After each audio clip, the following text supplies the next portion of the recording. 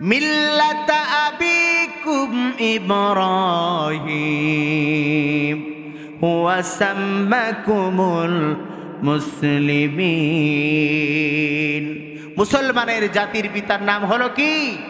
ইব্রাহিম। জোরে বলেন, মুসলমানদের জাতির পিতার নাম কি? ইব্রাহিম। হুয়া সাম্মাকুমুল মুসলিমিন, তিনি আমাদের নাম রেখেছেন মুসলমান। সম্মানিত হাজিরিন, হযরত ইব্রাহিম ছাড়া কেউ জাতির পিতা নয়। হযরত ইব্রাহিম ছাড়া কেউ জাতির পিতা নয়।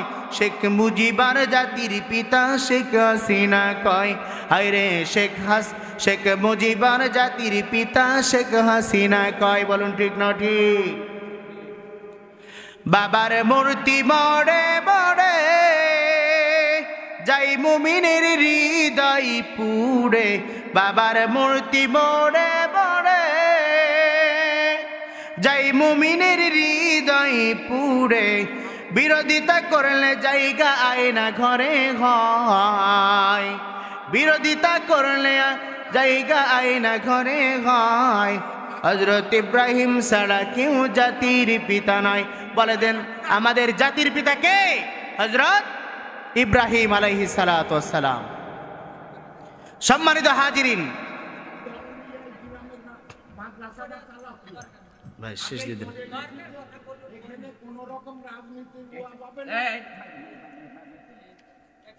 ভাই এই বসেন, এই বসেন, স্টপ বসেন। সবাই যে কথা বললেন, আরে মুসলিম জাতির পিতাকে, মুসলিম জাতির পিতাকে, মুসলিম জাতির পিতাকে, হ্যাঁ মুসলিম জাতির পিতা কিডা কে বলেন?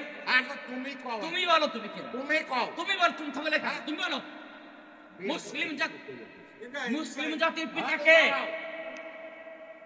মুসলিম উনি কি আমার শিখাতে আইছে না, কেন শেখ মুজিবের কথা বললো? তুমি চাচ্ছিলে কেন? ইব্রাহিম আলাইহিস সালাম আর মানব জাতির পিতা কিডা? মানব জাতি মুসলিম। শেখ মুজিব কার পিতা? শেখ মুজিব কার পিতা? এখানে কোন রাজনৈতিক হয় নাই। আমার কথা শুনেন কাকা, আপনাকে আমি সম্মান দেখি। এখানে আপনি যে ব্যবহারটা করছেন, আপনি একটা বক্তাকে থ্রেট দিয়ে কথা বলতে পারেন না। আমি কমিটির অনুমতি হাজার শোনেন, আপনাদের গায়ে লাগলে কিসের কমিটি আপনার? যে কমিটি কোরআনের হক কথা বলতে দেবে না, যে কমিটি কোরআনের হক কথা বলতে দেবে না, ওই কমিটির মুখে থুতু মারি।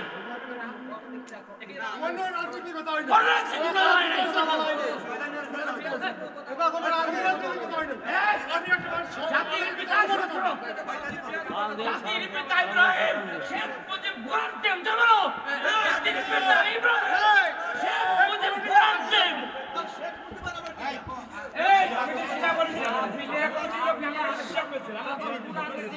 কোরআন দিয়ে কথা বলতে আপনি কথা বললেন কেন?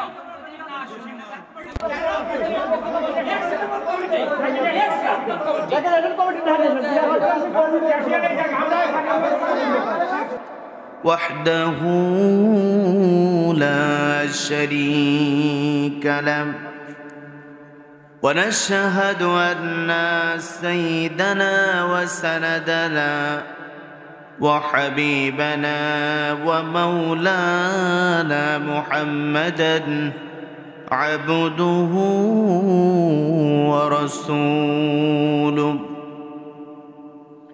الذي أرسله بالحق بشيرا ونذيرا وداعيا إلى الله بإذنه وسراجا وقمرا منيرا. لقد قال الله تعالى في كلامه المجيد وفي الفرقانه الحميد. আমার সাথে পড়ুন, أعوذ بالله من الشيطان الرجيم. بسم الله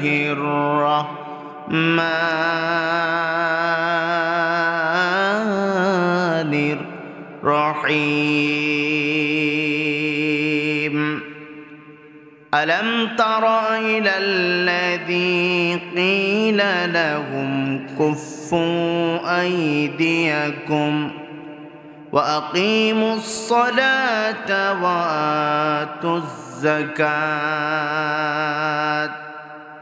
فلما كتب عليهم القتال إذا فريق منهم يخشون الناس كخشية الله أو أشد خشية وقالوا ربنا لما كتبت علينا القتال وآخر آيات وقال رسول الله صلى الله عليه وسلم خيركم من تعلم القرآن وعلمه وقال تعالى إن الله وملائكته يصلون على النبي يا أيها الذين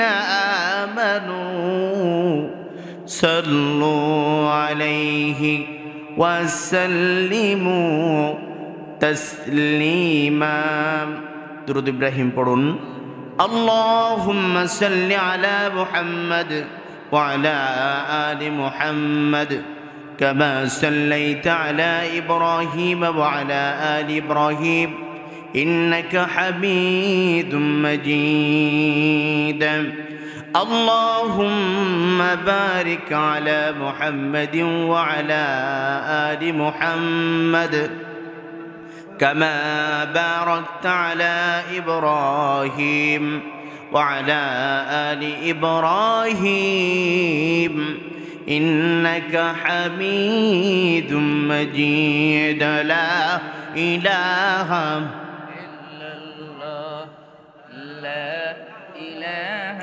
إلا الله لا إله لا إله ভাটিতে বান্ধ ভেলা বাউলার প্রেম দরিয়ায় করো খেলা অগ্নি কোণে জিকির করে বাবা ইব্রাহিম খলিলুল্লাহ লা ইলাহা লা ইলাহা এই কালিমার জন্য খাবাব নির্যাতিত মক্কাতে দুনিয়াদারি সব সড়েবে তবু সড়ে নাই কালিমা লা ইলাহা লা ইলাহা বড় কষ্ট হচ্ছে আপনাদের জোরে কথা বলতে হবে লা ইলাহা লা ইলাহা লা ইলাহা লা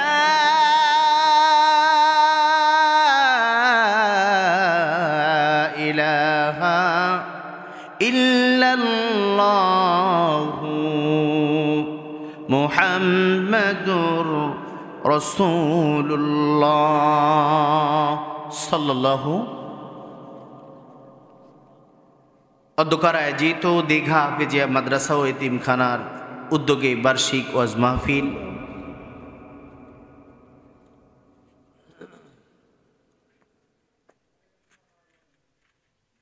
ইতিপূর্বে আলোচনা করেছেন আজকের মাহফিলের অন্যতম আকর্ষণ যার দাওয়াতে সেই গাজীপুর থেকে আপনাদের ভালোবাসার টানে আপনাদের আহ্বানে এসেছি এম আকিদুল ইসলাম। আজকের মাহফিলের তার পূর্বে আলোচনা করেছেন হযরত মাওলানা জুবায়ের আল মাহমুদি মাগুরা। পাশে বসে আছেন এতদ অঞ্চলের স্বনামধন্য মাথার মুকুট সমতুল্য প্রবীণ আলেমে দ্বীন জনাব হযরত মাওলানা মোশাররফ হোসেন মৌলভী, ইমাম ও খতিব আলোকদিয়া পীর সাহেব বাড়ি জামে মসজিদ মাগুরা। সম্মানিত পরিচালক, মঞ্চ উপবিষ্ট অন্য অন্য উলামায়ে কেরাম, আমার সামনে উপবিষ্ট এতদ অঞ্চলের সম্মানিত মুরব্বিয়ানে কেরাম, সেরেহের কুচি কাঁচা বাচ্চারা, পর্দার অন্তলে অবস্থানরতা মা এবং বোনেরা, সকলকে সশ্রদ্ধ সালাম, আহলান সাহলান মোবারকবাদ জানিয়ে ওই আল্লাহ জাল্লা শানাহু ওয়া তাআলার দরবারে প্রশংসা জ্ঞাপন করছি যে মহান আল্লাহ সুবহানাহু ওয়া তাআলা আমাদেরকে 2025 সালের প্রথম দিনে আজ এই মাদ্রাসার উদ্যোগে এই মাহফিল আমাদেরকে উপস্থিত হওয়ার তৌফিক এবং সুযোগ দান করেছেন। সকলে দিল থেকে শুকরিয়া আদায় করে বলছি আলহামদুলিল্লাহ। সকলে পড়ুন রব্বানা লাকাল হামদ হামদান কাসীরান তাইয়িবান মুবারাকান ফি ইয়া রাব্বি লাকাল হামদু কামা ইয়ানবাগি লিজালালি ওয়াজহিক ওয়া আযীমি সুলতানিক। লক্ষ কোটি দুরূদ ও সালাম পেশ করছি মানবতার মুক্তির দিশারি সৈয়দুল আবরার, সৈয়দুস সাকালাইন ও কওলাইন, সৈয়দুনা নবিয়ুনা শফিউনা মাওলানা মুহাম্মদ। সকলে বলুন সাল্লাল্লাহু আলাইহি ওয়াসাল্লাম। মাগফিরাত কামনা করছি সেই উহুদ, বদর আর খন্দক হতে আজকের পৃথিবীর এই মুহূর্ত পর্যন্ত যারা আল্লাহর জমিনে আল্লাহর দিনকে বুলন্দ করার লক্ষ্যে যারা জীবনের প্রতিটি মুহূর্ত এই দিনের পথে ব্যয় করেছেন, প্রয়োজনে এমন সময় হয়েছে তাদের বুকের তাজা রক্ত রাজপথে ঢেলে দিয়েছেন ইসলামের জন্য। আল্লাহ তাআলা এই সকল মার্দে মুজাহিদ শহাদাদেরকে জান্নাতের সর্বোচ্চ মাকাম দান করুক। সকলে বলুন আমিন। মুহতারাম হাজিরিন, ভূমিকায় যেহেতু গভীর রজনী হয়ে গেছে, ভূমিকায় আমি আর কথা না বাড়িয়ে যে আয়াত আপনাদের সম্মুখ সমপানে তিলাওয়াত করেছি সেখান থেকে সংক্ষিপ্ত মুখতাসার কিছু আলোচনা করতে চাই। যে আলোচনা আল্লাহ তাআলা যেন আমাকে সুস্থভাবে সুন্দরভাবে উপস্থাপন করার তৌফিক দান করেন, আপনাদেরকে ধৈর্য ধারণ করে শোনার তৌফিক দান করেন।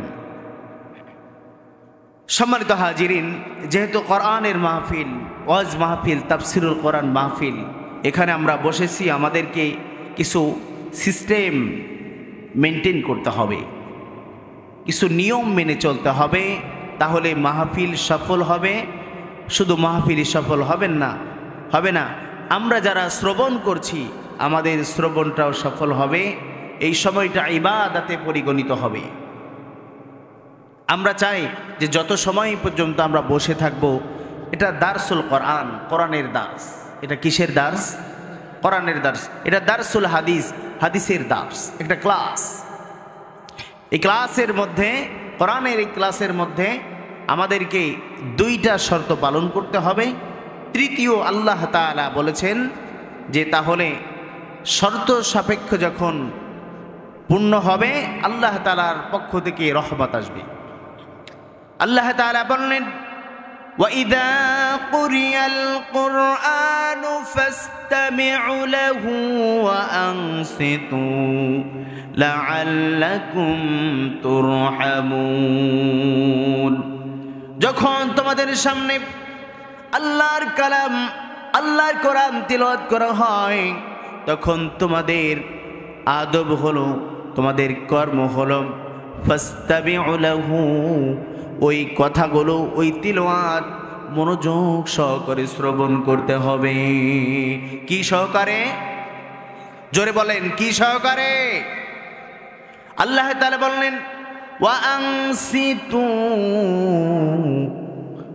আর চুপ থাকতে হবে। কি থাকতে হবে? মনোযোগ সহকারে শ্রবণ করতে হবে আর চুপ থাকতে হবে।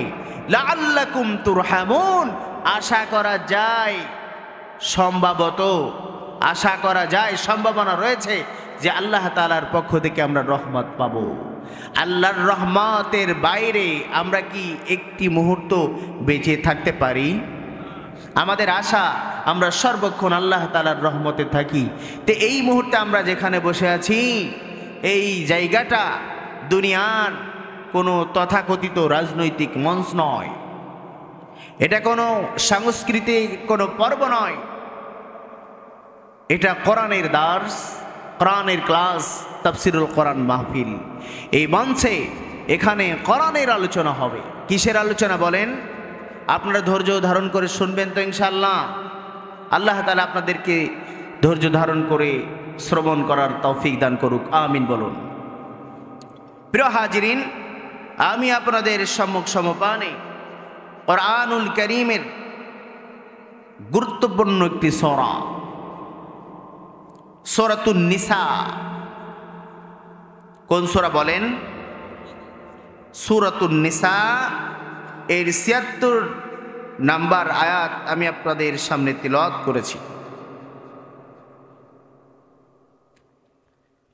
আল্লাহ তাআলা যদি চাহে সংক্ষিপ্ত সময়ে এর উপর কিছু কথা বলতে চাই, সর্বপ্রথম আল্লাহ তাআলার কাছে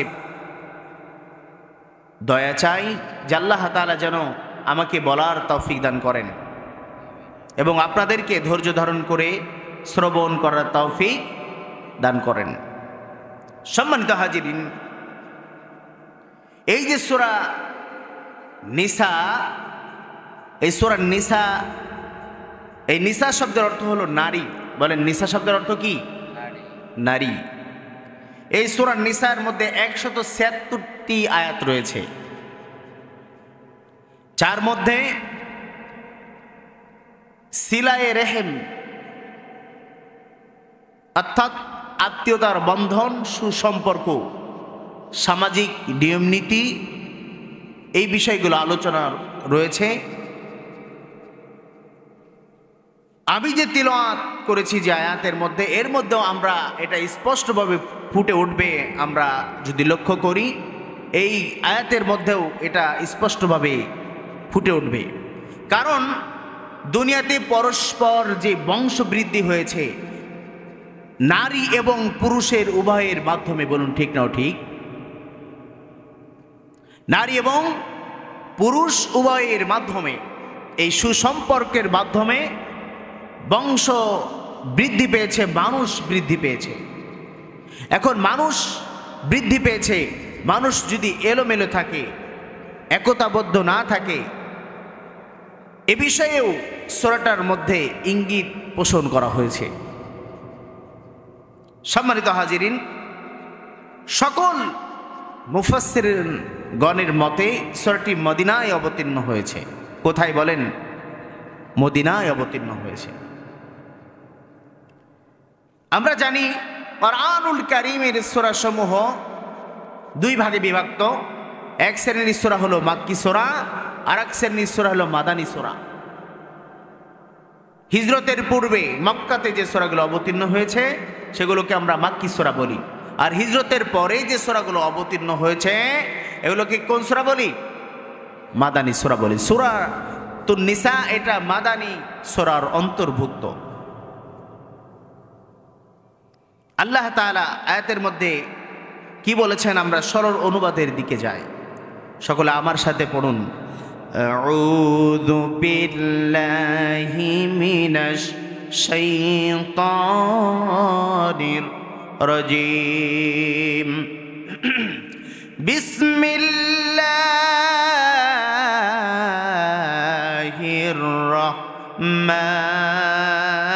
রাহমানির রহিম। ألم تر إلى الذين قيل لهم كفوا أيديكم وأقيموا الصلاة وآتوا الزكاة। আল্লাহ সুবহানাহু ওয়া তাআলা বলছেন, আলাম তারা, হে নবী আপনি কি দেখেন নাই? ইলাল্লাযিনা কিলা লাহুম কুফফু আইদিয়াকুম ওয়া আকিমুস সালাতা ওয়া আতুজ যাকাত। হে নবী, আপনি কি তাদেরকে দেখেছেন যাদেরকে মক্কায় বলা হয়েছিল তোমরা তোমাদের হাতকে গুটিয়ে নাও, তোমরা তোমাদের হাতকে সামলাও, আর কি করো? ওয়া আকিমুস সালাতা, নামাজ কায়েম করো, নামাজ প্রতিষ্ঠা করো, ওয়া আতুজ যাকাত, যাকাত দিয়ে দাও। এই যে সূরার আয়াতসমূহ, এই যে আয়াতের শব্দসমূহ, এটা মক্কার কথা বলা হয়েছে। সম্মানিত হাজিরিন, আল্লাহর নবী মুহাম্মদুর রাসূলুল্লাহ সাল্লাল্লাহু আলাইহি ওয়াসাল্লামের মক্কা জিন্দেগি ছিল একটা বিভীষিকাময় অবস্থান, যেখানে নিজে স্বাধীনভাবে ইসলামের প্রচার, তাওহীদের প্রচার, কোরআনের বাণীগুলো মানুষকে তারা শুনতে দেয় নাই, বাধা প্রদান করেছিল। আল্লাহ রাসূল সাল্লাল্লাহু আলাইহি ওয়াসাল্লামকে শুধু বাধা প্রদানই করে নাই, তারা মক্কা থেকে হিজরত করে আল্লাহর নবীকে মদিনায় যেতে বাধ্য করেছিল, ঠিক না? সম্মানিত হাজিরিন, যে নবীজির গায়ের মধ্যে মশা মাছি পড়া নিষিদ্ধ ছিল, মক্কার জিন্দেগিতে আল্লাহ নবী মুহাম্মদুর রাসূলুল্লাহ সাল্লাল্লাহু আলাইহি ওয়াসাল্লামকে তারা প্রহার করেছে, তার গায়ে হাত তুলেছে। শুধু তাই নাই, এক নয়, দুই নয়, তিনটি বছর আল্লাহর নবী মুহাম্মদুর রাসূলুল্লাহ সাল্লাল্লাহু আলাইহি ওয়াসাল্লামকে তারা শিবে আবি তালিব নামক কারাগারে তারা বন্দী রেখেছিল। রাসূলের দোষ কি ছিল? তিনি আল্লাহর দাওয়াত, কালিমার দাওয়াত মানুষের কাছে পৌঁছে দিয়েছেন, এটাই ছিল রাসূলের দোষ, এটাই ছিল রাসূলের অপরাধ। সম্মানিত হাজিরিন, আল্লাহর নবী সাল্লাল্লাহু আলাইহি ওয়াসাল্লাম ওই মক্কার জিন্দেগিতে তখন যাদেরকে দাওয়াত দিচ্ছিলেন তারা ঈমানের জোশে ইসলাম কবুল করেছেন, এবং ঈমানের জোশে তৎকালীন তারা বলেছিল আল্লাহর নবীকে, হ্যাঁ নবী, আপনি কি আমাদেরকে অনুমতি দিবেন না, যারা আজ ইসলামের বিরুদ্ধে, কোরআনের বিরুদ্ধে, যারা আজ মুসলমানদের বিরুদ্ধে, যারা আজ কালিমার বিরুদ্ধে যাদের অবস্থান, ওই মানুষদেরকে আমরা সাইজ করে দিই। কি করে দিই? সাইজ করে দিই। ওই মানুষদেরকে আমরা ধরি, তাদের উপর আমরা আক্রমণ চালাই। আল্লাহর নবী মুহাম্মদুর রাসূলুল্লাহ সাল্লাল্লাহু আলাইহি ওয়াসাল্লাম তাদেরকে অনুমতি দিলেন না। কি দিলেন না? অনুমতি দিলেন না। কারণ যুদ্ধ করতে হলে, কোনো মানুষের সাথে সংঘর্ষ করতে হলে প্রধানত তিনটি শক্তি কিন্তু দরকার। কয়টা শক্তি দরকার? এক নম্বর হলো জনশক্তি। কি শক্তি? জনশক্তি। দুই নম্বরে অর্থ শক্তি। কি শক্তি? অর্থ দরকার আছে কি আছে না? তিন নম্বরে অস্ত্র শক্তি। এই তিনটা শক্তির প্রয়োজন। সবেমাত্র মুসলমান হয়েছে অল্প কিছু মানুষ, কাফিররা তো ওখানে হাজার হাজার। তাদের বিরুদ্ধে কাফিররা ওই সময় সর্বোচ্চ অস্ত্র ধারণ করে তারা মুসলমানদের উপর আক্রমণ করে। আর মুসলমানেরা যদি খেজুরের ডাইগারিয়া আগায় যায়, বলেন সর্বোচ্চ মিসাইল, সর্বোচ্চ অস্ত্রের সামনে, ঢাল তরবারির সামনে খেজুরের ওই বাকল বা খজুরের ডাগা কত সময় পর্যন্ত ওখানে দাঁড়িয়ে থাকতে পারবে, টিকে থাকতে পারবে? সম্ভব? এজন্য যুদ্ধ করতে হলে, কোনো মানুষের সাথে লড়তে হলে সর্বপ্রথম এই তিনটা শক্তি প্রয়োজন।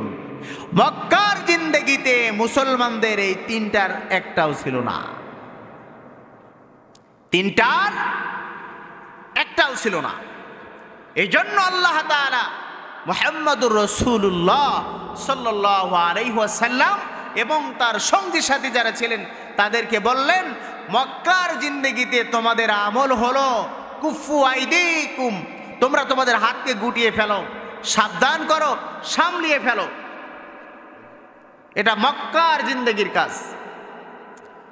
এরপর কি করতে হবে? ওয়া আকিমুস সালাত, নামাজ কায়েম করো, নামাজ আদায় করো। এটা মক্কা জিন্দেগির আমল। মক্কাতে তোমরা নামাজ আদায় করো। এরপর কি করো? ওয়া আতুস যাকাত, বছরে একবার হিসাব করে তোমরা যাকাত দিয়ে দাও। মক্কার জিন্দেগিতে যারা নবদীক্ষিত মুসলমান তাদের কর্মসূচি বা তাদের চাওয়া হলো আমাদেরকে হুকুম দেন, আমরা তাদের সাথে জিহাদ করব, ওই কাফির এবং মুশরিকদের বিরুদ্ধে যুদ্ধ করব, আমরা বিজয় লাভ করব। কিন্তু আল্লাহ তাআলা কি বললেন? কুফু, আল্লাহ তাআলা বললেন কুফু আইদিয়াকুম, তোমাদের হাত সামলাও, হাত গুটিয়ে নাও, আর নামাজ পড়ো, যাকাত আদায় করো। আচ্ছা দেখেন কি হলো। মুহাম্মদ রাসূলুল্লাহ সাল্লাল্লাহু আলাইহি ওয়াসাল্লাম মক্কায় থাকতে পারলেন না। হিজরত করে মুহাম্মদ রাসূলুল্লাহ সাল্লাল্লাহু আলাইহি ওয়াসাল্লাম হিজরত করে হযরত আবু বকরকে নিয়ে মদিনায় চলে গেলেন। কোথায় চলে গেলেন? মদিনায় চলে গেলেন। মদিনার জিন্দেগিতে তাদের ভালোবাসা, তাদের হৃদ্রতা, তাদের সুযোগ সুবিধা আল্লাহর নবীজির বড় ভালো লেগেছে। আল্লাহ তাআলার নির্দেশে তিনি সেখানে স্থান নিয়েছেন। মদিনার মানুষের সাথে ভালোবাসা জমে গেছে। দেখেন গেল যেখানে তার জন্মস্থান ছিল, জন্মস্থান ছেড়ে আল্লাহর নবীজি চলে যাইতেছেন। যাওয়ার সময় পিছনের দিক তাকাইতেছেন আর মনে মনে বলতেছেন, ওরে আমার জন্মভূমি, আমি এই ভূমিতে জন্মগ্রহণ করেছি, আমার পদচারণা এই ভূমির মধ্যে ছিল। আজ এই ভূমিতে আমাকে তোমার নিষ্ঠুর মানুষেরা থাকতে দিল না। আল্লাহর নবী চোখ থেকে পানি ছেড়েছেন। হযরত আবু বকরকে নিয়ে আল্লাহর নবী মক্কা ছেড়ে কোথায় চলে গেলেন? জোরে বলেন, কোথায় চলে গেলেন? মদিনায় চলে গেলেন। এবার মদিনায় যখন চলে গেলেন,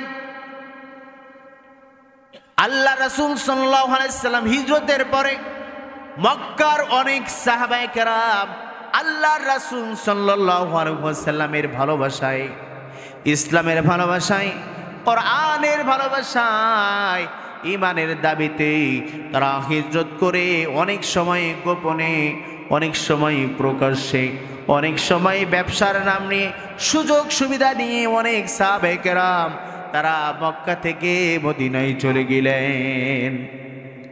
মক্কা থেকে যখন তারা মদিনায় হিজরত করে চলে গেছেন, মক্কাতে তাদের স্ত্রী ছিল, মক্কাতে তাদের সন্তান ছিল, মক্কাতে তাদের বাড়ি ছিল, মক্কাতে তাদের ঘর ছিল, বাড়ি ঘর, স্ত্রী, সন্তান, সম্পদ, ব্যাংক ব্যালেন্স সব কিছু রেখে তারা মদিনায় চলে গেল। এখন এক দেশে তারা ছিল রাজা, এখন মদিনায় চলে যেয়ে তারা হত দরিদ্র হয়ে পড়েছে। কি হয়ে পড়েছে? এখন যারা হিজরত করে মক্কা থেকে মদিনায় গেল তাদেরকে বলা হয় মুহাজির। বলেন কি বলা হয়? মুহাজির বলা হয়। আল্লাহর নবী মুহাম্মদ রাসূলুল্লাহ সাল্লাল্লাহু আলাইহি ওয়াসাল্লাম মদিনার সাহাবাদেরকে বললেন, ও আমার সাহাবা বন্ধুরা, ও আমার প্রিয় ভাইরা, ইনফিকু ফি সাবিলিল্লাহ, তোমরা আল্লাহ তাআলার রাস্তায় ব্যয় করো। কি করো? আল্লাহর রাস্তায় ব্যয় করো। তোমাদের প্রয়োজনীয় সম্পদ ব্যতি রেখে সম্পদগুলো তোমাদের মুহাজির ভাইদের মধ্যে ব্যয় করো। কিছু আনসার তৈরি হয়ে গেল। আনসার শব্দের অর্থ হলো সাহায্যকারী। বলেন আনসার শব্দের অর্থ কি? সাহায্যকারী। মদিনার করছে দেখেন, মক্কা থেকে যারা বাড়ি রেখে খালি হাতে, টাকা নাই, কড়ি নাই, অর্থ নাই, যারা মক্কা থেকে হিজরত করে মদিনায় চলে গেল, মদিনার মুসলিম সাহাবীরা, আল্লাহর রাসূলের সাহাবারা, তাদের যাদের দুইজন স্ত্রী ছিল, দুইজন স্ত্রীর একজন স্ত্রী এই মুহাজির ভাইদের জন্য দিয়ে দিলেন। স্ত্রীকে তালাক দিলেন, মুহাজির ভাইয়ের বিবাহ সহজ করে দিলেন। সুবহানাল্লাহ বলেন। বুঝতেছেন? যার দুইটা বাড়ি ছিল, একটা বাড়ি যারা হিজরত করে চলে আসছে মক্কা থেকে মদিনায়, তাদের জন্য একটা বাড়ি দিয়ে দিলেন। যার দুইটা বাগান ছিল, একটা বাগান মুহাজির ভাইদের জন্য দিয়ে দিলেন। এখন যারা মক্কা থেকে খালি হাতে আসছিল, এখানে এসে সম্পদ পেয়েছে কিনা? বাগান পেয়েছে কিনা? বাড়ি ঘর পেল কিনা? স্ত্রী পেল কিনা? কয়েক বছর যেতে না যেতেই স্ত্রীর গর্ভবতী হয়েছে, সন্তান হয়েছে। এই সন্তানও তো সম্পদ, ঠিক কিনা? সন্তান সম্পদ কিনা? জোরে বলেন, সন্তান সম্পদ কিনা? অনেক মানুষ এরকম আছে, সন্তানকে সুন্দর মতো লালন পালন না করে, ভালোভাবে লালন পালন না করে সন্তানের জন্য অর্থকড়ি ব্যাংক ব্যালেন্স রেখে যায়। আচ্ছা, আপনার বা আমার সন্তানকে যদি ভালোভাবে মানুষ না করে তার জন্য অর্থকড়ি রেখে যায়, বলেন এই অর্থকড়ি ওই সন্তান নষ্ট করতে পারে কি পারে না? আমি যদি অর্থকড়ি না রেখে অর্থকড়ি খরচ করে সন্তানকে মানুষের মতন মানুষ করতে পারি, ওই সন্তান মানুষ হওয়ার কারণে সে হয়তোবা অর্থকড়ির মালিক একসময় হতে পারে। তবে সন্তানকে মানুষ না করে যদি তার জন্য অর্থকড়ি রেখে যান, ওই সন্তান আপনার অর্থকড়ি সম্পদ নষ্ট করে দিতে পারে, ঠিক কি না? পারে। এজন্য সম্পদের পিছনে নয়, সন্তানকে মানুষ করার পিছনে ঘোরেন। সন্তান কোন পথে গেলে ভালো হবে, কোন রাস্তায় গেলে ভালো হবে, কোন পথে চললে ভালো হবে, তার বন্ধুরা কেমন হবে, সে কোন সংগঠন করবে, সে কোন দল করবে, সে কিভাবে চলাফেরা করবে, সে কোথায় লেখাপড়া করবে, কি নিয়ে লেখাপড়া করবে, তাকে পরিপূর্ণ একজন মানুষ করার দায়িত্ব একজন বাবা এবং মায়ের। বলুন ঠিক না ঠিক? সম্মানিত মা এবং বোনেরা, যারা আমাদের আলোচনা শুনছেন, এই আলোচনা আপনাদের জন্য, শুধু বাবাদের জন্য না, এই আলোচনা মাদের জন্য। সম্মানিত হাজিরিন, এরপর কয়েক বছর যখন চলে গেল, রাসূলুল্লাহ সাল্লাল্লাহু আলাইহি ওয়াসাল্লামের সাহাবীরা তখন তাদের সম্পদ বেড়ে গেল, সন্তান বেড়ে গেল। যখন ফসল পাকার সময় হলো, যখন ফসল পেকে গেল, এমন সময় যুদ্ধের দামামা বেজে উঠেছে। কিসের দামামা বলেন? যুদ্ধের দামামা বেজে উঠেছে। তখন আল্লাহর রাসূল ওই যারা মক্কা থেকে খালি হাতে আসছিল, মদিনায় এসে আনসার সাহাবীদের সাহায্য পেয়ে তারা আজ অর্থশালী, সম্পদশালী, টাকা পয়সার মালিক হয়েছে। ওই সাহাবাদেরকে ডাক দিয়ে বলেন, কি বলেন? ফালাম্মা কুতিবা আলাইহিমুল কিতাল, ফালাম্মা যখন কুতিবা আলাইহিমুল কিতাল, তাদের সামনে যখন যুদ্ধের বিধান উপস্থিত হয়ে গেল, তাদের সামনে যখন যুদ্ধ বিগ্রহ চলে এলো, যুদ্ধের আদেশ এলো, জিহাদের আদেশ হলো। কিসের আদেশ হলো? জিহাদের আদেশ হলো। ফালাম্মা কুতিবা আলাইহিমুল কিতাল ইযা ফারিকুম মিনহুম ইয়াখশাউনান নাসা খাশিয়াতিল্লাহি আও আশাদ্দা খাশিয়াতান, এই সকল মানুষের অবস্থা এমন হলো, তারা যুদ্ধ বিগ্রহকে ভয় করতে শুরু করলো। যেভাবে ভয় করার দরকার ছিল আল্লাহর হুকুমের, আল্লাহর আনুগত্যের, আল্লাহর নির্দেশের, আল্লাহ তাআলাকে যেভাবে ভয় করা দরকার, তারা আল্লাহকে ভয় না করে তাদের অর্থকড়ি যেন নষ্ট না হয়, অর্থর লোভে, সম্পদের লোভে, সম্পদগুলো বাঁচানোর জন্য তাদের আপ্রাণ চেষ্টা শুরু হয়ে গেল। অথচ এই লোকেরা মক্কায় কি বলতেছিল? ও নবী, আমাদেরকে আদেশ দিন, আমাদেরকে আদেশ দিন। ওই যে আবু জেহিল, আবু লাহাব, উতবা সাহেবা, মুগিরা, তাদের কল্লা কেটে এনে আপনার পা মুবারকের সামনে রেখে দিই। আল্লাহর নবী বললেন, কুফু আইদিকুম মক্কাতে তোমাদের এই কাজ না, কারণ অর্থ নাই, জনশক্তি নাই, অস্ত্র শক্তি আমাদের নাই। যখন মদিনায় যে অর্থ হলো, জনসংখ্যা বেড়ে গেল, সম্পদ বেড়ে গেল, অস্ত্র হলো, এমন সময় যখন জিহাদের ডাক এসেছে, ওই মানুষরা দেখেন জায়গায় ব্রেক করেছে। কি করেছে? জায়গায় ব্রেক করলো কিনা? এত সময় মক্কায় তারা কোন অবস্থাতে ছিল, মাত্র কয়েক বছরের ব্যবধানে মদিনায় যে যখন তাদের অর্থকড়ি হলো, দেখেন ঈমান উপরে উঠছে না নিচে নেমে গেছে? উপরে উঠছে, নিচেই নেমে গেছে। ওই সময় কিছুই ছিল না, এত বেগ ছিল, এত আবেগ ছিল, তারা বলেছিল আমরা যুদ্ধ করব, আমাদেরকে নির্দেশ দেন। মদিনায় এলো, সম্পদ হলো, বাড়ি হলো, গাড়ি হলো, জনসংখ্যা হলো, অর্থ হলো, অস্ত্র হলো, এখন শক্তির অভাব নাই, এখন ফসল পাকছে। কি পাকছে বলেন? ফসল পাকছে। এই জন্য তারা কি বলল যে এখন তো যাওয়া যাবে না। কি করা যাবে না? সুবিধাবাদ, যারা বলেন সুবিধাবাদ জিন্দাবাদ। সম্মানিত হাজিরিন, এবার ওই মুহাজির সাহাবারা যারা মদিনায় এসে সম্পদের মালিক হয়েছে, তারা কি বলল? ক্বালু আকালু রব্বানা লিমা কাতাবতা আলাইনাল কিতাল। হে আমাদের রব, হে আমাদের প্রতিপালক, কেন আপনি আমাদেরকে জিহাদের নির্দেশ দিলেন? কারণ এখন তো ফসল পেকেছে, আমার ঘরে তো ছোট ছোট সন্তান আছে, আমার ঘরে তো নতুন নববধূ আছে, এই ছোট ছোট বাচ্চাদেরকে রেখে, এই পাকা ফসল, পাকা খেজুর রেখে, আর ঘরে নবযৌবনা আর নববধূ রেখে কিভাবে আমরা জিহাদে যাব? তারা কিন্তু এখানে অস্বীকার করেছে। কি করেছে? বুঝতেছেন অবস্থা আলোচনার? কোরআন কি বলতেছে? লাউলা আখরতানা ইলা আজালিন করিব, লাউলা আখরতানা ইলা আজালিন করিব। তারা এই সম্পদকে তাদের এমন প্রিয় রূপে দাবি করেছে, এমন আস্থাবোধন মনে করেছে যেন এই সম্পদই তাদের সব কিছু, সম্পদ তাদের সব কিছু, এই বাড়ি গাড়ি, এই সন্তান, এই স্ত্রী তাদের সব কিছু। তারা আল্লাহ তাআলার অর্ডার, আল্লাহ তাআলার হুকুমকে তারা কি করলো? অবিট করার চেষ্টা করছে। কি করছে?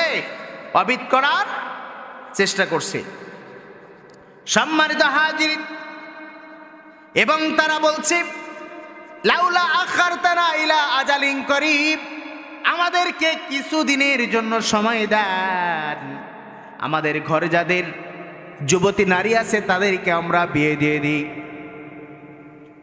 আমাদের যাদের গাছের ফসল পেকেছে, আমাদের যাদের গাছের খেজুর পেকেছে, আমরা খেজুরগুলো পেড়ে এগুলো বিক্রয় করে দিই, ফসলগুলো এগুলো আমরা সংরক্ষণ করি, তারপরে আপনি আমাদেরকে জিহাদের নির্দেশ দেবেন। বলতেছেন ঈমান কোথায় ছিল মক্কাতে, আর মদিনা এসে তাদের ঈমান কোথায় পৌঁছে গেল? সম্মানিত হাজিরিন, এরপর আল্লাহ বললেন কুল মাতাউদ দুনিয়া কলিল। আল্লাহ বলতেছেন তোমরা কি ভেবে নিয়েছো দুনিয়ার এই সম্পদই তোমাদের সব কিছু? কাদেরকে বলতেছেন? ওই শক্তিধর মানুষদেরকে বলতেছেন যারা মদিনায় এসে শক্তি ফিরে পেয়েছে। শুধু তাই না, ওয়াল আখিরাতু খায়রুল লিমান তাকা, আর আল্লাহ তাআলা এখানে বললেন আখিরাত তাদের জন্যই উত্তম যারা আল্লাহ তাআলাকে ভয় করে। কি করে? আল্লাহ তাআলাকে ভয় করে, অর্থাৎ যারা আল্লাহর ভয়ে আল্লাহর হুকুমকে মান্য করে, সম্পদ এর লোভে নয়, বা সম্পদের মায়ে নাই, সন্তানের মায়ে নাই, বধূ নববধূর মায়ে নাই, স্ত্রীর মায়ে নাই, দুনিয়ার ক্ষমতা প্রতিপত্তির লোভে নয়, বরং তারা আল্লাহ তাআলাকে ভয় করে তার রাজি এবং খুশির জন্য। কিসের জন্য? আল্লাহ তাআলার রাজি এবং খুশির জন্য। এরপর আল্লাহ বললেন ওয়ালা তুযলামুনা ফাতিলা, এবং যারা আল্লাহ তাআলাকে ভয় করে তার বিধানকে মেনে নেবে, ওয়ালা তুযলামুনা ফাতিলা, আল্লাহ তাআলা বললেন তাদের সাথে কোনো প্রকার জুলুম করা হবে না। কি করা হবে না? জুলুম করা হবে না। এবার তারা যারা যুদ্ধে যাচ্ছে না, যুদ্ধে না যাওয়ার কারণ হলো তারা বলছে সবেমাত্র পায়ের নিচেই মাটি পেলাম, এখনো যদি যুদ্ধে যে আমাদের ফসল নষ্ট হবে, আমাদের বাড়ি ঘরের ক্ষতি হবে। কিছুদিন আগে না আমরা মক্কা থেকে সব কিছু নষ্ট করে আসছি, আবার যদি যুদ্ধে যায় মদিনার সম্পদগুলো আমাদের যা আছে সব নষ্ট হয়ে যাবে। আর শুধু নষ্টই হবে না, আর আমার ঘরে যে ছোট ছোট বাচ্চা, আমি যদি যুদ্ধে যাই, জিহাদে যাই, যদি শহীদ হয়ে যায়, ছোট ছোট বাচ্চারা, নববধূরা, আর এই সম্পদের কি হবে, এই ফসলের কি হবে? এই ভয়ের কারণে তারা যুদ্ধে জিহাদে যাইতে চায় না। কোথায় যাইতে চায় না? যুদ্ধে জিহাদে যেতে চায় না। আল্লাহ তাআলা বললেন, এর পরের আয়াতে আল্লাহ তাআলা বললেন আইনামা তাকুনু ইউদরিকুমুল মাউতু ওয়ালাউ কুনতুম ফি বুরুজিম মুশাইয়াদা। তোমরা যে মরণের ভয়ে যুদ্ধে যেতে চাইছো না, তোমরা ফসল নষ্ট হওয়ার ভয়ে, তোমাদের সম্পদ নষ্ট হওয়ার ভয়ে, তোমাদের সন্তানগুলো এতিম হয়ে যাবে, এই ভয়ে তোমরা যারা যুদ্ধের ময়দানে যাইতে চাও না, আমি বলে দিচ্ছি আইনামা তাকুনু ইউদরিকুমুল মাউত ওয়ালাউ কুনতুম ফি বুরুজিম মুশাইয়াদা। মরণের ভয়ে যুদ্ধে যাবা, মরে যাবা, এই ভয়ে না, শুধু মরণের ভয়ে যদি তুমি দুনিয়ার কোনো জায়গা খুঁজে না পাও, গোপন কোনো জায়গা, ওই আকাশের মধ্যে যদি সিঁড়ি লাগিয়েও সেখানে যদি পালিয়ে থাকো, মরণ তোমার পিছু পিছু ছুটবে। বলুন ঠিক না ঠিক? বলেন লিল্লাহে তাকবীর, জোরে বলেন লিল্লাহে তাকবীর। বলেন মরণের ভয় বা মরণ, আপনি যেখানে থাকেন না কেন, আমি যেখানেই থাকি না কেন, মরণ আমার আপনার নিকট আসবে কি আসবে না? মরণ আমার আপনার নিকট আসবে কি আসবে না? আসবে। মরণের হাত থেকে আমরা কেউ রেহাই পাবো না। সম্মানিত হাজিরিন, আজকে আমরা এই দিঘা হাফিজিয়া মাদ্রাসা এবং এতিমখানার উদ্যোগে বার্ষিক মাহফিলের ময়দানে এত সংখ্যক মানুষ, এত সংখ্যক মা বোনের আমরা উপস্থিত হয়েছি। আমাদের সকলের মরা লাগবে কি লাগবে না? জোরে বলেন, আমাদের কি মরা লাগবে? যার যার মরা লাগবে না একটু হাত উঁচু করে দেখান তো। মরা লাগবে না কার কার? আলহামদুলিল্লাহ, আপনারা তো বোঝেন সব কিছু। এখন মানুষ সতর্ক হয়ে গেছে নাকি? সবারই মরা কি লাগবে। এখন সম্পদ নষ্ট হওয়ার ভয়ে যদি আল্লাহ তাআলার বিধানকে অমান্য করি, কিছু ক্ষয়ক্ষতি হয়ে যাবে। এজন্য আল্লাহ তাআলার আইনকে যদি লঙ্ঘন করে চলি, মরে যাব। এজন্য যদি আল্লাহ তাআলার হুকুমকে অমান্য করে, অবাইড করে অন্য পথে চলি, আল্লাহ তাআলা বললেন মরণের হাত থেকে তবুও বাঁচতে কি পারবা না।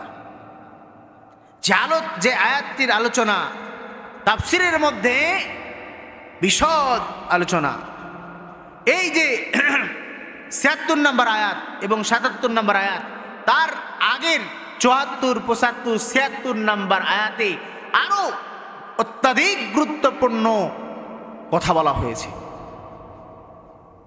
আরো হুঙ্কার দিয়ে কথা বলা হয়েছে, যেখানে প্রত্যেকটি আয়াতের শব্দে শব্দে আমরের সিগা। আমর শব্দের অর্থ হলো নির্দেশ, আদেশ, যেটা আল্লাহ তাআলার পক্ষ থেকে নির্দেশ এসেছে। তোমাদের কি হলো? তোমরা কেন জিহাদে যাচ্ছ না? অথচ মানুষ তো কাতরাচ্ছে অভাবে, মানুষ তো চিৎকার করে সাহায্য চাচ্ছে আল্লাহর কাছে অত্যাচারিত হওয়ার কারণে। কারণ তারা এমন দেশে এমন রাজ্যে বসবাস করছে যে দেশের মানুষ হলো জালিম। বলেন, যে দেশের মানুষ কি? জালিম। যে দেশের মানুষ জালিম, এই জুলুমের শিকার হয়ে তারা কাঁদছে, চিৎকার করে আল্লাহ তাআলার কাছে তারা কেঁদে কেঁদে বলছে, হায় আল্লাহ তাআলা, আমাদেরকে এমন সুলতান আর নাসির পাঠাও, এমন সাহায্যকারী পাঠাও, যাতে আমরা তোমার সাহায্য পাই, যাতে এই দেশের মধ্যে শান্তি আসে। কি আসে বলেন? শান্তি আসে। এখন যারা তাদের জীবন বাজি রেখে, সে ৭১ সালে একবার যারা তাদের জীবন বাজি রেখে এই দেশকে স্বাধীন করেছিল, আবার এই দেশ স্বাধীন করার পরও কিন্তু আমরা স্বাধীন সার্বভৌমত্ব রাষ্ট্র পেয়েছি, কিন্তু স্বাধীন না আমরা কেউ। ঠিক নাও ঠিক? আমরা কেউ কি স্বাধীন? এই যে বিগত কয়েকটি বছর গেল, স্বাধীনভাবে কোরআনের মাহফিলগুলো হয়েছে? জোরে বলেন, স্বাধীনভাবে কোরআনের মাহফিলগুলো হয়েছে? হয় নাই। স্বাধীনভাবে কোরআনের মাহফিলগুলো হলো না। স্বাধীনভাবে মসজিদের মিম্বার থেকে খতিব সাহেবগণ খুতবা দিতে পারেন নাই, লিখিত খুতবা দিতে হয়েছে, অথবা কমিটির যাচাইকৃত খুতবা থেকে তিলাওয়াত করা হয়েছে বা পাঠ করা হয়েছে বা খুতবা প্রদান করা হয়েছে, যেখানে কোরআন এবং হাদিস থেকে মন খুলে দিল খুলে মানুষ কথা বলতে পারে নাই। মানুষ এখন স্বাধীনভাবে কথা বলা শিখেছে, যা ২০২৪ সালে আমরা স্বাধীনভাবে এখন কথা বলছি। বলেন আলহামদুলিল্লাহ।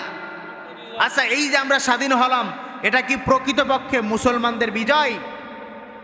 আমি তো মনে করি এটা হলো আজান হয়েছে, মুসলিম স্বাধীনতার আজান হয়েছে, এরপরে ইকামত হবে, তারপরে জামাত কায়েম হবে। বলেন সুবহানাল্লাহ। আজানের পর কি হয়? ইকামতের পর জামাত। সবেমাত্র আজান হয়েছে, ইকামত সামনে আরো আসছে। অর্থাৎ এখনো আমরা কেউ নিরাপদ না, এখনো আমরা কেউ স্বাধীন হতে পারি নাই। এরপরে আমাদের জন্য ভয়াবহ কিছু আসছে। কারণ যারা চলে গেল তাদের যে চরিত্র ছিল, আর এখন আমরা যারা আছি আমাদের মধ্যে অনেকেই ওই চরিত্রের অন্তর্ভুক্ত এখনো রয়ে গেছি।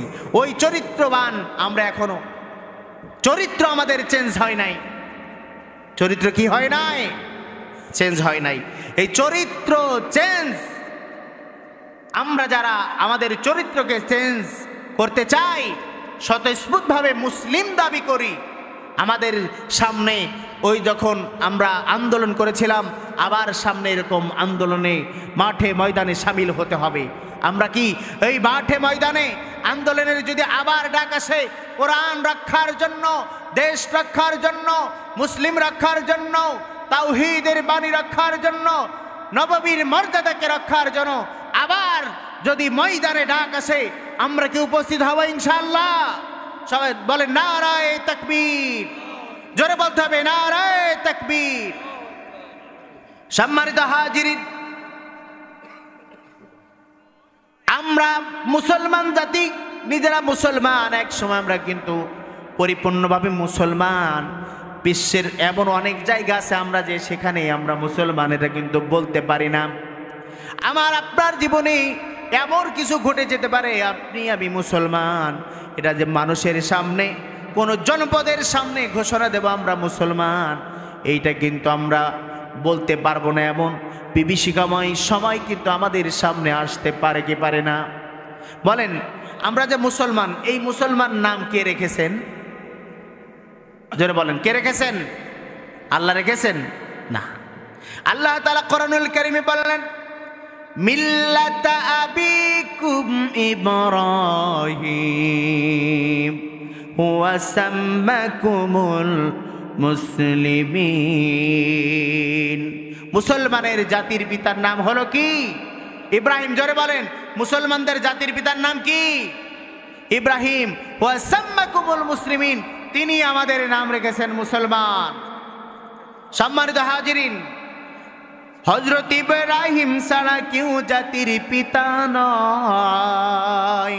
হযরত ইব্রাহিম ছাড়া কেউ জাতির পিতা নয়, শেখ মুজিবার জাতির পিতা শেখ হাসিনা কয়। হায়রে শেখ মুজিবার জাতির পিতা শেখ হাসিনা কয়। বলুন ঠিক না ঠিক? বাবার মূর্তি মরে মরে যাই মুমিনের হৃদয় পুড়ে, বাবার মূর্তি মরে মরে যাই মুমিনের হৃদয় পুড়ে, বিরোধিতা করলে জায়গা আয়না ঘরে হয়, বিরোধিতা করলে জায়গা আয়না ঘরে হয়। হযরত ইব্রাহিম ছাড়া কেউ জাতির পিতা নয়। বলে দেন আমাদের জাতির পিতা কে? হযরত ইব্রাহিম আলাইহিস সালাতু ওয়াস সালাম। সম্মানিত হাজিরিন, ভাই শেষ দিয়ে দেন। এখানে কোনো রকম রাজনীতি হওয়া যাবে না। ভাই এই বসেন, এই বসেন, স্টপ, বসেন। সবাক যে কথা বললেন আরে মুসলিম জাতির পিতাকে, মুসলিম জাতির পিতাকে, মুসলিম জাতির পিতাকে হ্যাঁ, মুসলিম জাতির পিতা কিরা? কে বলেন? আচ্ছা তুমি কও। তুমি বলো, তুমি কে? তুমি কও। তুমি বল, তুমি থামলে লেখা, তুমি বলো। মুসলিম জাতি, মুসলিম জাতির পিতাকে, মুসলিম উনি কি আমার সঙ্গে কি আইছে? না কেন শেখ মুজিবের কথা বললো? তুমি চাচ্ছিলে কেন? ইব্রাহিম আলাইহিস সালাম। আর মানব জাতির পিতা কিরা? মানব জাতি মুসলিম। শেখ মুজিব আমি কার যে পিতা? কথাটা বলছি। শেখ মুজিব কার পিতা? এখানে কোন রাজনৈতিক হয় নাই। শেখ মুজিব আমার কথা শুনেন মানব কাকা, জাতির পিতা কইছে। আপনাকে আমি সম্মান দেখি। হ্যাঁ? এখানে আপনি যে ব্যবহারটা করছেন, আপনি একটা বক্তাকে থ্রেট দিয়ে কথা বলতে পারেন না। এখানে আমি কমিটির অনুমতি হাজার নিয়ে আইছি। শোনেন, আপনাদের গায়ে লাগলে অনুমতি নিয়ে আইছি। কিসের কমিটি আপনার? হ্যাঁ? যেই কমিটি কোরআনের হক কথা বলতে দেবে না, নাই। যেই কমিটি কোরআনের হক কথা বলতে দেবে না, ওই কমিটির মুখে থুতু মারি। কোনো রাজনীতি কথা হইছে। কোন রাজনীতি করা হয় নাই।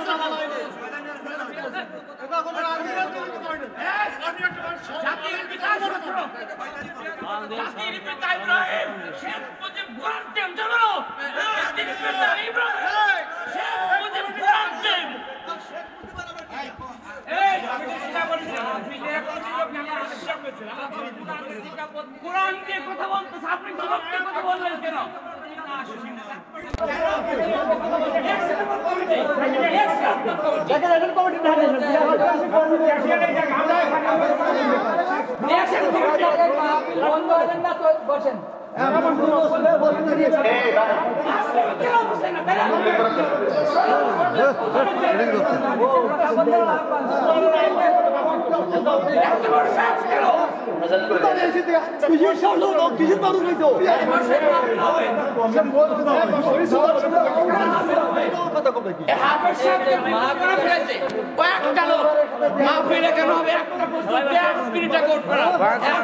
শুনতেছেন না?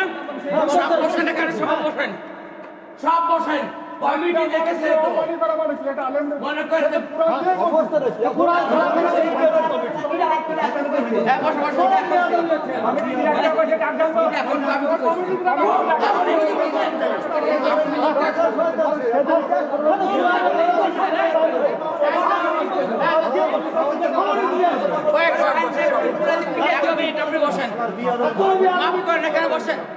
এখানে আজকে কথা বলছি, আমি কথা বলবো, এখানে কথা বলবো, বসেন।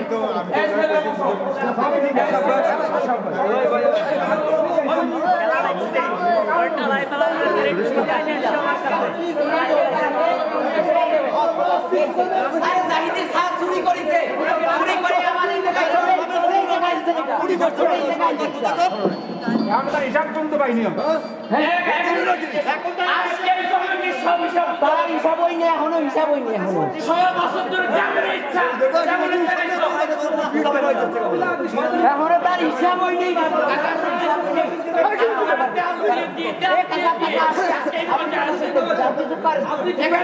আপনি কি আমাকে কথা বলতে নাই?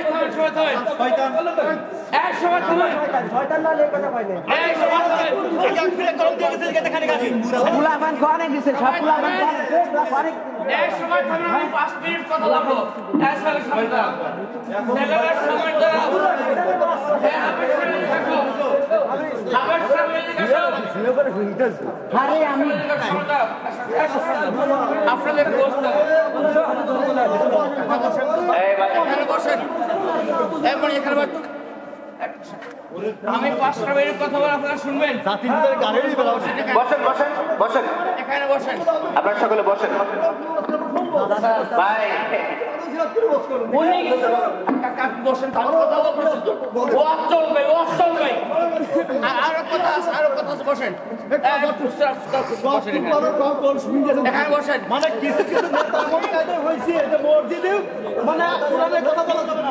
এক কালা মেম্বার বন্ধ। যা ইচ্ছা তাই করেছো।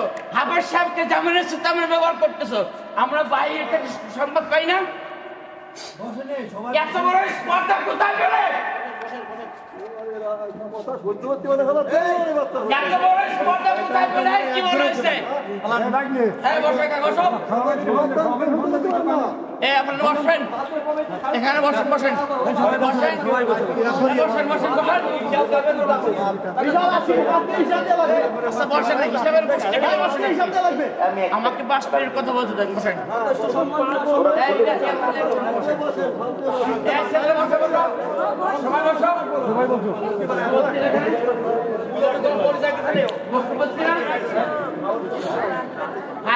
একটা সীমা আছে, তাই পানি নেই।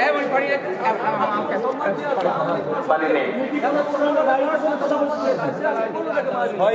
ঠান্ডা পানি না। 1 মিনিট খাবার সমস্ত ছেলেরা বসো। ছেলেরা এখানে বসো। আমি তাকে বলেছি 12টায় মাইক দিয়েছি, বলেছি আপনি 1 ঘন্টা আলোচনা করে শেষ করবেন। শুনে নেন, আমার কথা শেষ হওয়ার পরে কথা বলবেন। আমি তো এখানে বসে ধারাবাহিক